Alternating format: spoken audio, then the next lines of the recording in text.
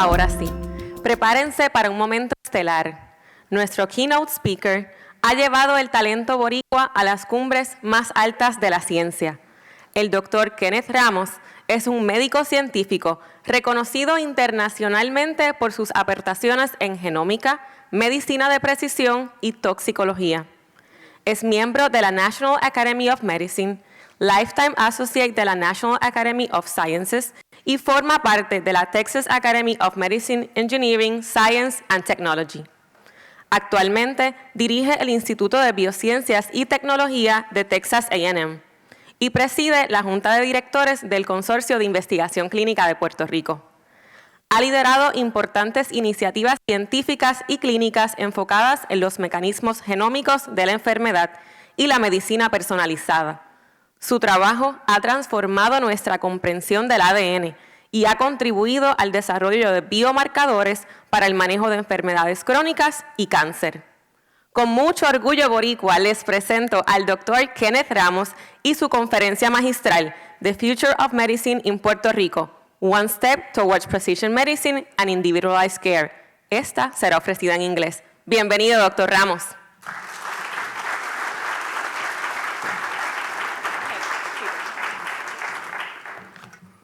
Muy buenos días a todos. Un privilegio estar para mí aquí en Puerto Rico hablando con ustedes de un tema que siempre ha sido una pasión que yo he tenido por muchos años y hasta cierto punto me siento como I'm preaching to the choir porque yo sé que hay mucho expertise en la audiencia en este campo, así es que básicamente yo quiero hacer dos cosas en esta presentación. La primera es compartir con ustedes mi trayectoria para que tengan una idea de cómo yo enfaticé el avance de la medicina de precisión. Y el segundo, crear un framework para que el resto del Symposium pueda organizarse y conducirse efectivamente. La parte más importante, I think, del evento que tenemos hoy es la participación de la audiencia y el engagement de todo el grupo. Como ven, mi español cuando tengo que hablar de ciencia no es muy bueno, así es que por eso voy a decirlo el resto de la presentación en inglés. Así es que I hope that everybody enjoys the presentation. With that, I'll go ahead and get started. When I was thinking about what to speak about today, I started, sort of reflecting on a couple of things that I think were really sort of meaningful in driving the way that I decided to put together the talk.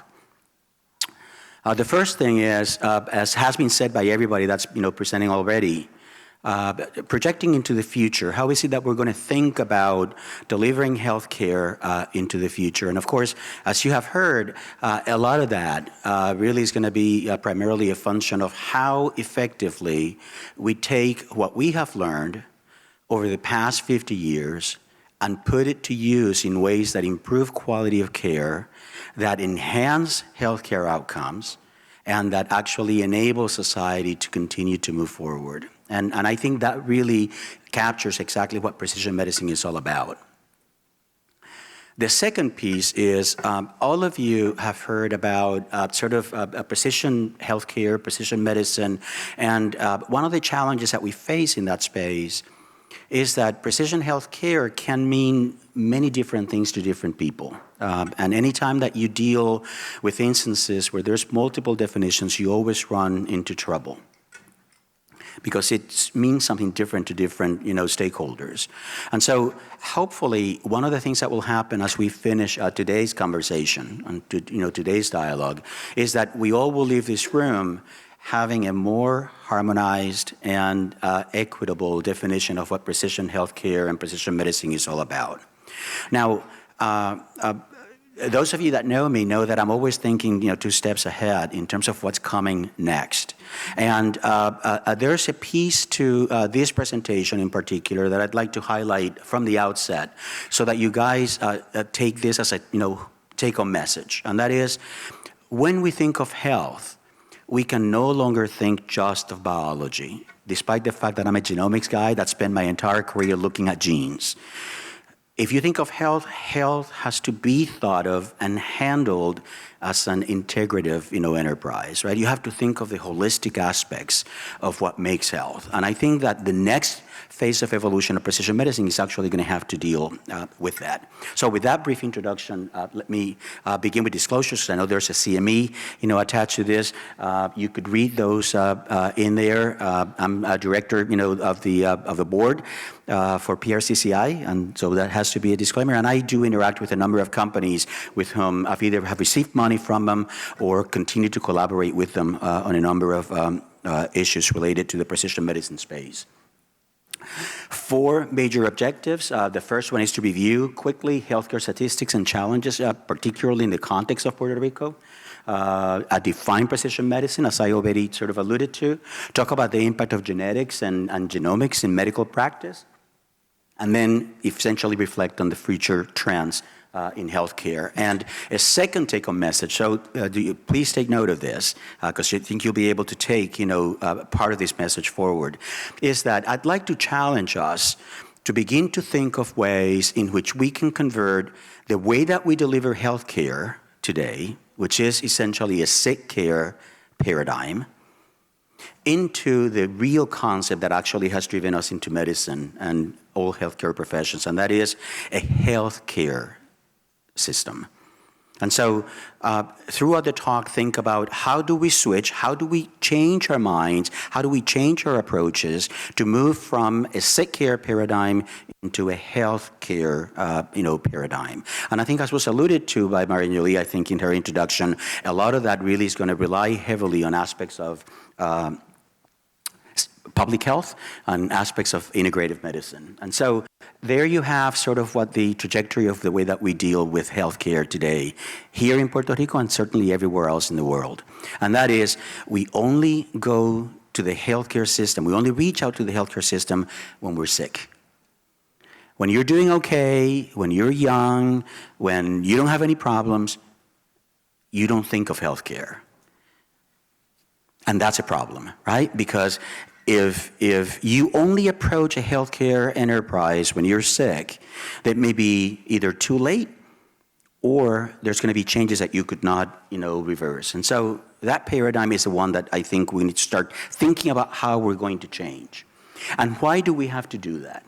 We have to do that because we're facing some critical challenges, and that is the sick care system works best when you're managing acute care conditions.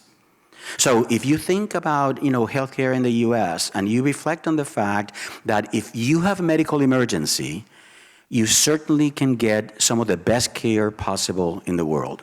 And you're likely to survive and you're likely to do well. But that same healthcare system does not work when you're dealing with chronicity of disease.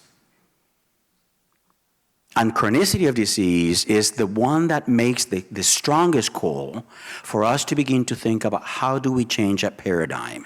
And now, there's multiple ways in which you can approach that concept, right? You could think of it in the context of, I'm going to be altruistic, actually what drives us into medicine and healthcare, right? I'm going to be altruistic, and I really want to change the world and make a difference. But there's a more pragmatic and sort of mundane side of this.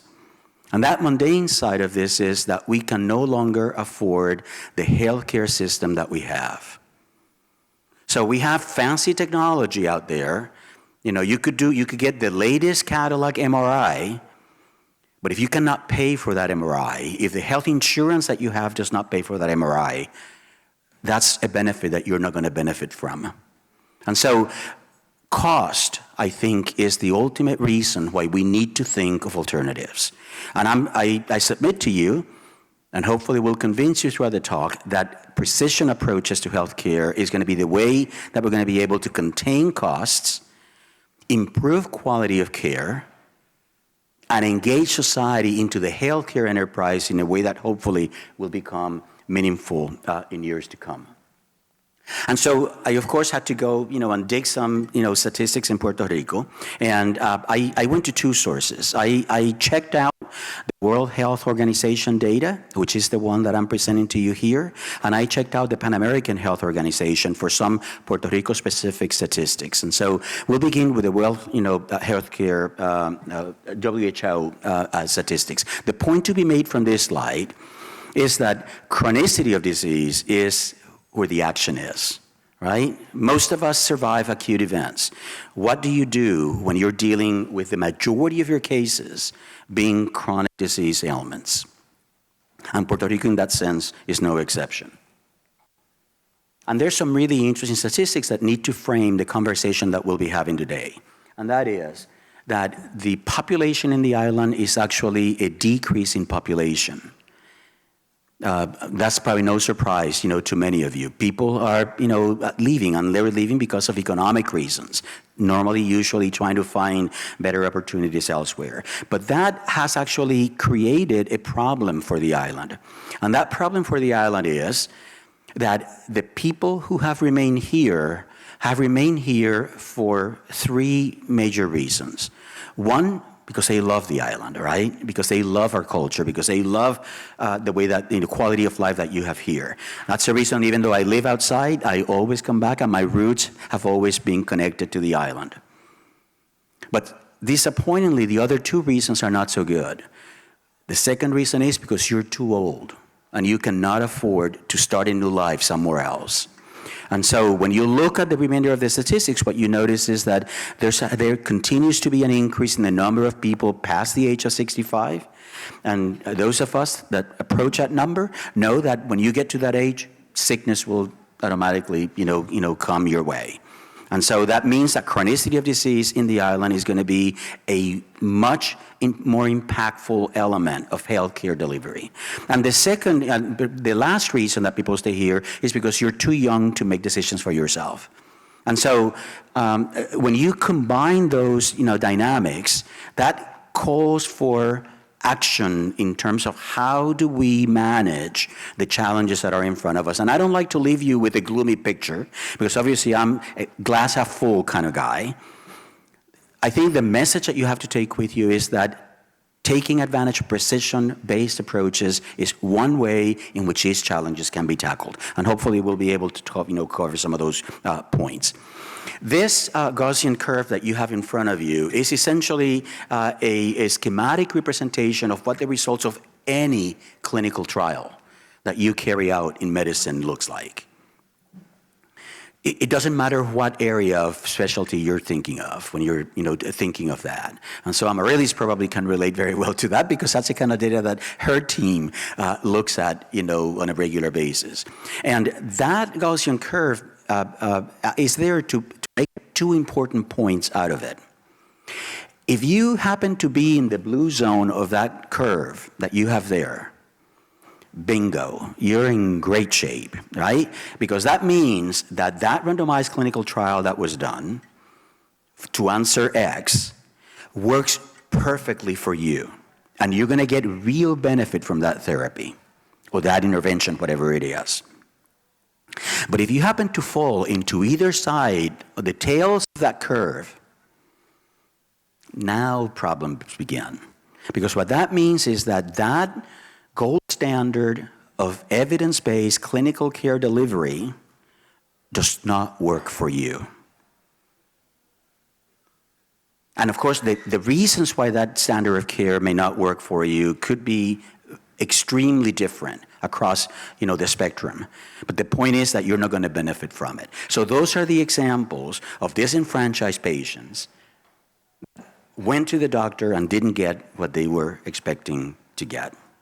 And what precision medicine can do is start giving you insights into how you understand heterogeneity across a population in ways that enables you to either harmonize and come up with new standards of definition, or recognize the individual differences in ways that enable you to treat the patient as an individual. And we'll cover some of those elements in a few minutes. And so, as I've already alluded to in the presentation, there's going to be three major challenges that I think have driven the impetus to continue to work in the precision medicine space. Technology, because technology always is transformative. Expectations, because patients no longer come to your office or receive the care that you provide totally unaware of what's going on. They've already gone to the internet. They've already Googled everything, about the disease. And when they come to you, they actually have already an idea of exactly what they want. And I don't know those of you that, are, in day-to-day care, taking care of patients, but very often they even come telling you what they want to be prescribed. And so expectations no longer are the same. And if you notice from the previous slide, which I did not make reference to before, the days when people do not have access to technology are quickly disappearing, because you may not have enough money to afford a new car, but you certainly have enough money to have a cell phone, and you have enough money to have internet. And so you're actually going to use that, to change your expectations. And I've already made reference to the cost, so I will not belabor the point. Now, all of this conversation about how do you integrate precision-based care approaches into healthcare become sort of a futile discussion if you don't keep a number of issues in mind. And that is, you have to think about balancing the equation for all of the stakeholders that are involved. I think already somebody had mentioned, I think it was Edith when she was giving her, her commentary. It doesn't matter how good the technology is if your insurance company says they're not going to pay for it. And so what that means is that a big stakeholder in this equation is us engaging with the private sector and with the payers in ways that the payers begin to fully appreciate and recognize what the value proposition of precision healthcare is.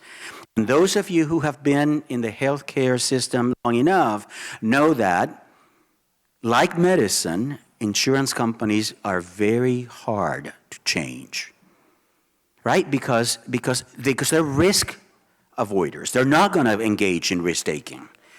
And so you run into the chicken and the egg phenomenon where the insurance company says to you, show me the evidence that this intervention or that this precision therapy is going to be better, but nobody funds that precision therapy in a way with enough credibility and enough backing by way of data that then enables you to sort of complete the circle. And so then basically it stagnates. And so insurance and payers are going to be a big part of the stakeholder community that we actually need to engage in. I've already alluded to, to the patients themselves and the difference in the patient population that we're dealing with right now, especially as the new generation, continues to grow. And then the last piece to this is the healthcare system itself. And I'd like to make a call to action for those of us, in healthcare, to remind you that the altruism that drove us into medicine is something that we need to try to regain and recapture. Because in the absence of that, none of this is actually going to work. And so precision medicine has already been defined, so I'm not going to take the time to belabor any point other than to say that one of the major drivers to the precision medicine revolution has been the advancements of omics technologies. It's basically the ability to take a deeper look into individual patients in ways that enables you to understand disease at a different level. So in many ways, what precision medicine has been built around is a new taxonomy of disease. So we no longer think of disease in the way that we did, when we trained, which is either organ-based or pathology-based. We can think of disease from a molecular sort of lens. And so I'll give you some examples of that approach as it goes. And so there's a number of points to actually be sort of recognized as we continue to march on, and I'll give you some examples of my own trajectory in this particular space. The first one is that you need the full integration of the environment that people live in.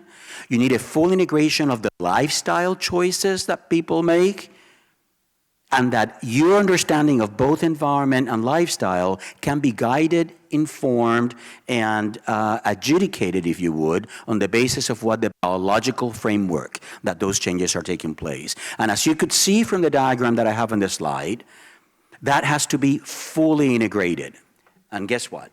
We're not there yet. The electronic health record, which has been mandated now for a good 15 years, cannot still integrate that kind of data in the way that we need to be able to integrate it. In the absence of that data, you're not really going to make a difference. Why? Because when you think of biological underpinning of disease, as much as we enjoy understanding that only represents 20 to 25% of any particular health outcome. The remainder of it is going to be impacted, driven by, and influenced by environment, context, and lifestyle choices that people make. Not depicted in this slide is the fact that there's another element of precision integrative approaches that we have forgotten, and that is mind and body, spiritual components to this. And I'll have some slides that actually speak to that. And so, taking advantage of artificial intelligence, we can now begin to tackle some of the challenges of data integration at the level that we're trying to do. And so artificial intelligence is truly going to be the catalyst to transformation for medical practice, because we're going to have adequate clinical decision support guided through AI and machine learning in ways that now will enable the physician to go back to the original days of healthcare delivery, which is to focus on the patient that's sitting in front of you.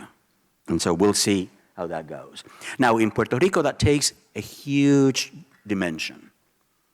And that dimension, I think, gets emphasized by the fact that our population is highly, highly heterogeneous. Now, more so than even the melting pot that people describe in the U.S., right? You always hear the description of the U.S. population's a melting pot. Well, talk about melting pot. We are the true epitome of a melting pot, right? And so the real problem that comes from that is that you cannot phenotype individuals on the basis of how they look. You really have to genotype individuals on the basis of what their genome says. And then when you think about the genome, we've made huge advances in the genetic side of the genome, on the structure of the genome, but we have not made enough strides in what we call the epigenome, which is that interface between environment, lifestyle, and your DNA that actually defines how is it that illness gets manifested. And in Puerto Rico, you actually add one more dimension, which is the cultural dimension. And that cultural dimension is absolutely essential to your understanding of healthcare, because when people come to your office, or when people go to your clinic, or when people, talk to the nurse, or when people go to the pharmacy, there is a cultural framework that actually drives the way that healthcare is dealt with. In my own experience, I can tell you that the very first science clinical trial that I did, and I was in high school, did not have an IRB, I must confess, was a project in which I was isolating compounds from a natural plant that presumably was capable of treating warts. And then I followed that up trying to isolate compounds from guanábana.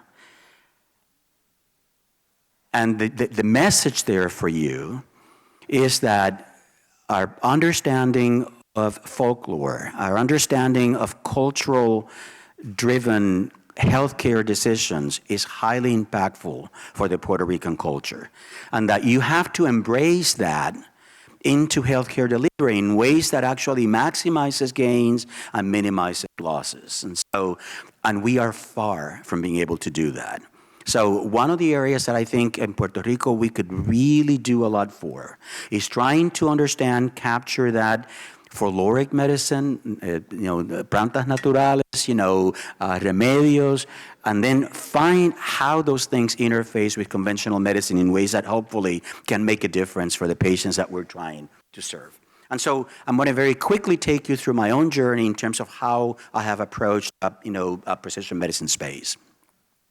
And I want to take you back about 20 years when technology was really hard. I can tell you it took me 5 years to generate that figure that you see right there. This is the very early days of genomic medicine. But when I found this technology, I just fell in love with it because it was the first time that I could look at one individual's genome holistically, at the whole genome. and forget the one gene at a time kind of approach. And the short story out of that is that we made a discovery that really has driven any decision that I've made for the past 20 years in terms of work and science. And that is, we discovered that when you take cells from a normal state to a disease state, so a cell's transition from health to disease, there's a set of sequences that become readily activated and that appear to drive that phenotypic transition. And those sequences are called line 1, línea uno if you say that in Spanish. And I was fascinated by that finding. It was an overwhelming finding. You know, if we isolated out of that particular experiment 300 sequences, 200 of them were these sequences. And so it was a screaming result. When I went to the literature, I found 40 papers that have been published on this particular topic, all of them in plants.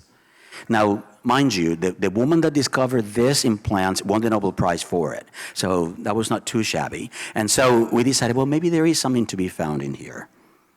So we ended up trying to understand the sequences. Suffice it to say that these sequences function as jumping genes in the genome.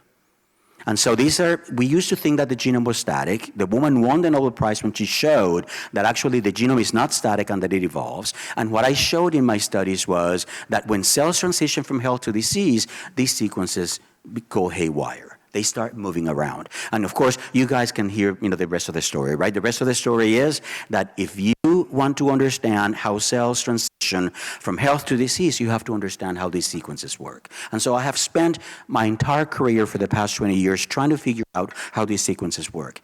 But that's not good enough, right? That's the OCD scientist part of my brain.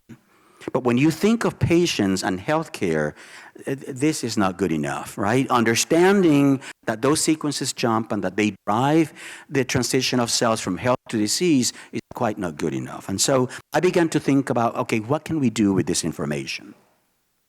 And so, long story, what we have done is that we have taken the knowledge that we have of those sequences to develop a biomarker test that you could run in blood to try to understand genetic instability in patients as they are transitioning from health to disease. My focus of diseases has been multifold. We've looked at cancer primarily. We've looked at vascular disease. We've looked at renal disease. Right there, we have a nephrologist in the audience, so that's for you. And we've looked at dementias. And it turns out that these jumping genes flash and get activated as a function of activation of any one of those systems. So they're really, really important. They essentially drive plasticity of the genome. Your ability to evolve your genome, your ability to adapt, your ability to survive depends on these sequences. And now we have a test that we could actually use to be able to stratify populations. And so we've actually used that test. In this particular example, this is lung cancer patients. We've actually now isolate exosomes that come from the lung. Exosomes are small, tiny particles that get secreted by cells, in this case, cancer cells, and they actually give you information that enables you to clinical pathologically stratify a cancer population. And so we can actually tell you severity of disease, we can actually tell you tumor stage, we can actually tell you clinical outcome on the basis of what the result of that particular value is. And I'll come back to this particular test as a means of doing predictive biology and predictive medicine down the road. Now, another example is whole exome, genome sequencing. In my case, I actually like to do, whole genome sequencing because remember that the sequences that I study are not found in the exome. So we sort of do a deeper dive into it. But suffice it to say that you could do now whole exome sequencing or whole genome sequencing and turn around that data set within 48 hours. And that becomes extremely critical if you have either a diagnostic odyssey or if you're dealing with a patient that is so complicated that you don't know what to do. And so I'll skip this slide and take you to some specific examples of a second dimension of precision healthcare. I gave you an example of genome-based diagnostics. I want to take you now to a second case, which is pharmacogenomics. targeted therapeutics. And the idea that you could actually use this knowledge that comes from genomic medicine to make better decisions about what you're going to treat the patient with. This example actually came from some discussions that I've had with Rick Silva, who's sitting in the audience and whom you will meet later on. Suffice it to say that in this particular case, we're talking about cystic fibrosis. Cystic fibrosis, a chronic disease of the lung, and certainly any epithelial line organ, where you get very different manifestations of disease, where you get different penetration, where you get very different clinical outcomes, and for which we, up until the advent of targeted therapy, had really no recourse. And what we have been able to do over the years now is genotype individuals, and if you happen to have a mutation for which there is a targeted therapeutic available, you can actually treat that particular condition. And so that's actually a huge advantage. Second approach to pharmacogenomics is managing adverse reactions, a very important piece to what precision medicine can do. This is an example of Stevens-Johnson syndrome. It's a very rare condition, but if you happen to have the wrong genetic makeup, when you take any of the medications that actually trigger the immune system to behave the way that it does for this, necrolysis syndrome, you're actually in deep trouble. We can now genotype individuals, up front, and actually know if the sensitivity of that individual to that particular medication is such that are going to put them at risk of this particular clinical outcome. Interesting. Remember when I was talking about heterogeneity of Puerto Rican populations? It turns out that if you happen to have Asian genes, you're more likely to have problems with, Stevens-Johnson syndrome, or the toxic, version of that, down the road. Now, that's really critical because we in Puerto Rico do not realize that some of us actually have quite a few Chinese, Oriental genes. And those are genes that are buried in our genome and that we don't know that we have, particularly in the context of, native populations and indigenous populations. And then another point just to be made, that the number of pharmacogenes and a number of interventions that can be based off of genomic-based therapies to improve quality of medication, treatment continues to grow. And so I'd also like to introduce you to an activity that we have been involved in. I think Rick probably will make reference to this when he speaks later on. We have begun to operationalize the way in which you use this knowledge at the level of the clinic. We've created an interprofessional pharmacogenomics practice in Bryan College Station at Texas A&M University through their healthcare enterprise there, in which we put pharmacists and physicians working side by side using genomically informed decisions in the pharmacogenomic space to optimize chronic disease management. This practice has actually been set up for patients who are what we call polypharmacy patients that take more than 5 medications at a time. And believe it or not, and I'm sure that many of you, would relate to this, sometimes you get patients that take 20 medications at any one point in time. And so imagine sort of the load of pharmacogenomic interactions that you actually would have there. We actually use this information to resolve that and optimize the quality of care, and we'll provide you some details later on during the course of the conversation about what this is all about. And so I'd like to quickly take you to the predictive side of things. Remember the biomarker that I told you we developed to stratify patient populations? We've actually used that same biomarker to look at pre-neoplastic states. In this particular case, taking advantage of chronic obstructive pulmonary disease patients that are at risk of progressing into malignancy. So these are patients that have not yet developed cancer. And what we've been able to do is use the same biomarker that we developed to actually stratify in ways that enable you to be able to do that. Suffice it to say that we can predict, using this biomarker, patients with COPD that are at heightened risk of progressing into cancer malignancy, and therefore make interventions before the cancer takes hold. When, as you know, lung cancer is a disease that typically gets diagnosed late, and that late actually translates into high mortality. The last thing that I'll point out is that we're now utilizing that same knowledge that I described for you about those jumping genes to begin to polymorphically characterize variation in those sequences in the human genome, to begin to sort of ascertain which are the patients that are likely to jump more readily and become more susceptible to disease progression on the basis of polymorphic variation in some of the sequences that the are carried by individuals. Any one of us differs in about 300 of those sequences. And I'd like to sort of begin to close the presentation by contextualizing about the comments that I made about culture and the importance of culture. And when I was thinking about how best to do that, I thought about going to art in the island and reflecting on some of our famous painters, that we've had. And here is a work from Francisco Higuera, and I picked this one because he actually wrote about Bodegón de Guanábanas, right? Soursop. And it turns out that those of us that manage lung cancer patients have to deal with the fact that many of our patients in the island combine conventional chemotherapy with this because of the anti-inflammatory and because of the anti-cancer, anti-proliferative activities of this product.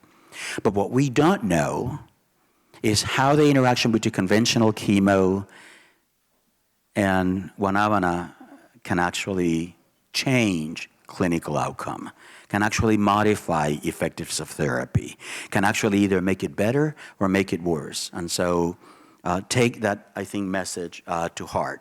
And then the last point that I think I'll make is a statement that I think is quite revealing in the context of culture. And that is, culture affects perceptions of health, the way that we think of illness and death, beliefs about the causes of disease. If it happens to be somebody that thinks that it's an evil spirit that's actually, driving your illness, approaches to health promotion, how illness and pain is experienced, whether when you show the little face, it's a 5 or it's a 10.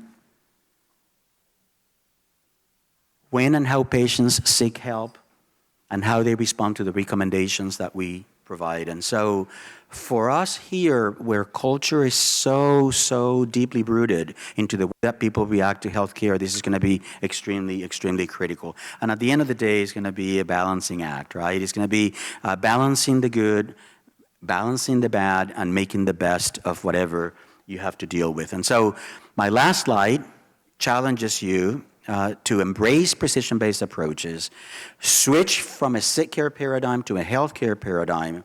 And one way that we could do that is if we start thinking of preemptive testing, meaning we need to start thinking of ways, cost of sequencing is no longer an impediment.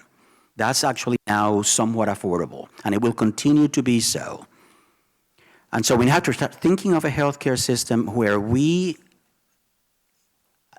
have data that informs the way that we understand the patient that's sitting in front of us, and that we could use that data to actually put in place preventive measures that allow us to prevent disease. And of course, aging is not going to be something that we're going to be able to, to avoid. But if we understand that trajectory, we can change trajectories of illness in ways that actually improve health outcomes. And then close by thanking, of course, family and friends. My wife's actually here in the audience, so thank you to her.